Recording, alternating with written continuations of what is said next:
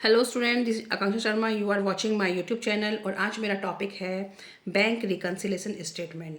Student, ये chapter काफ़ी interesting chapter है और काफ़ी इंपॉर्टेंट चैप्टर है आपकी बुक का। बैंक रिकन्सिलेशन स्टेटमेंट ये है कि जो भी आपके पास जो भी अकाउंट होल्डर होते हैं उनके पास कैश बुक और पासबुक दोनों होती हैं। अगर उनमें कोई भी डिफरेंस आ रहा है, अगर किसी अकाउंट होल्डर की कैश बुक और पासबुक सेम नहीं हो रही, मैच नहीं हो रही हैं, कोई भी डिफरेंस है, तो उसके लिए जो अकाउंट वो बैंक रिकन्सिलेशन स्टेटमेंट प्रिपेयर किया जाता है, ताकि जो भी उनकी कहीं भी कुछ गड़बड़ हुई है उसको मिस्टेक को चेक किया जा सके या उसको सॉल्व किया जा सके। ठीक है, उसके लिए हम क्या बनाते हैं, BRS बनाते हैं। इसकी एक डेफिनेशन है जिसको आप पढ़ें। Bank reconciliation statement BRS is a statement prepared by the account holder to reconcile the bank balance as per cash book with the balance as per passbook.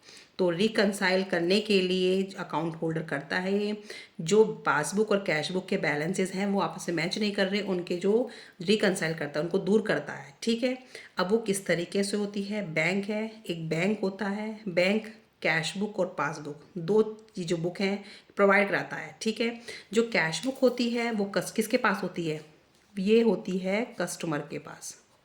ठीक है, और ये पासबुक होती है बैंक के पास।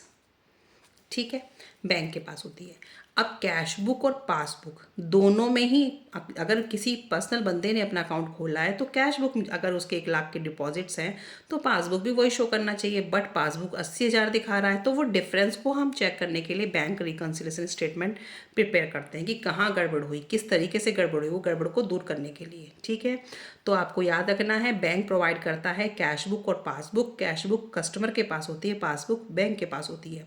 और कैश बुक के debit balance receipt side होती है, कैश बुक का क्रेडिट बैलेंस पेमेंट साइड होता है।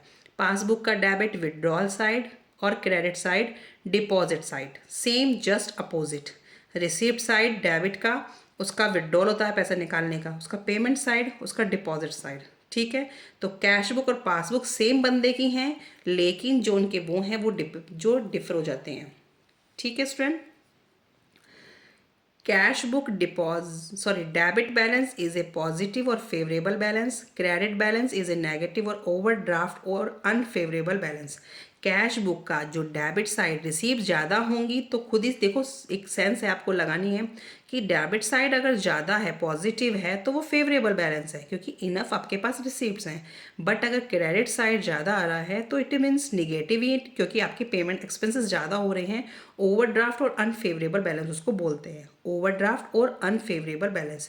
तो जो नेगेटिव बैलेंस होगा उसे हम माइनस में लेके चलेंगे और ये प्लस में लेके चलेंगे। सेम एज पासबुक में है, पासबुक का debit balance is a negative और ओवरड्राफ्ट बैलेंस। जो इसका डेबिट बैलेंस अगर विड्रॉल साइड ज़्यादा आ रही है तो वो नेगेटिव और ओवरड्राफ्ट है और वो अनफेवरेबल है। Credit balance is a positive और फेवरेबल बैलेंस। इसका क्रेडिट साइड अगर डिपॉजिट ज़्यादा हो रहे हैं तो वो पॉजिटिव है और फेवरेबल बैलेंस है। ठीक है, तो ये बहुत अच्छी काम की चीज़ है, ये आपको अच्छे से रीड आउट करनी है। जो मैंने समझाई उसको आप समझने की कोशिश भी करना।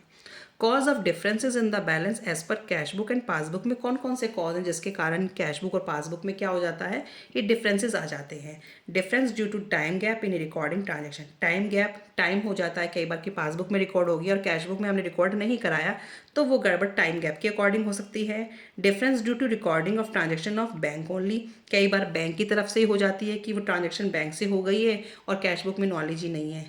Differences due to error in recording of transaction. कई बार एरर से भी हो जाती है, एरर अमाउंट में एरर हो सकते हैं, किसी के नेम में एरर हो सकता है।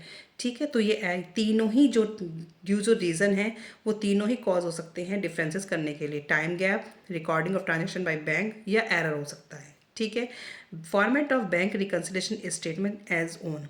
अगर आप कैश बुक के अकॉर्डिंग निकाल रहे हैं तो इस तरीके का फॉर्मेट, और पासबुक के अकॉर्डिंग निकाल रहे हैं तो फॉर्मेट तो सेम ही है, particular plus item minus item, particular plus item minus item. Particular में पहले क्या लेना है, debit balance as per cash book. ये फेवरेबल बैलेंस है, आप इसको किधर शो करेंगे, प्लस में शो कर देंगे। ठीक है, उसके बाद जो डिफरेंसेस क्वेश्चन में दे रखे होंगे वो क्वेश्चन के टाइम पे बताऊंगी, वो यहाँ डालेंगे और जो आंसर निकल के आएगा वो आएगा credit balance as per passbook. इसका पॉजिटिव उसका भी पॉजिटिव ही आएगा। ठीक है, अगर पासबुक को लेके चल रहे हैं तो क्रेडिट बैलेंस एज पर, यहाँ मुझे लिखना है पासबुक, ये पासबुक है, credit balance as per passbook. फिर जो डिफरेंसेस होंगे आंसर आएगा debit balance as per cash book. Passbook को लेके चलेंगे तो कैश बुक आएगा, कैश बुक को लेके चलेंगे तो पासबुक का आंसर आएगा, क्योंकि हमें इन दोनों में ही डिफरेंसेस लेके चलने हैं कि ये अमाउंट कुछ और कह रहा है, ये कुछ और कह रहा है, तो उसका अमाउंटों को हम कवर कर देंगे। ठीक है, फॉर्मेट सेम है, बस favourable, unfavourable, receipt side, payment side, withdrawal side, ये सब आपको अच्छे से रीड आउट कर लेनी है एक बार। ठीक है स्टूडेंट।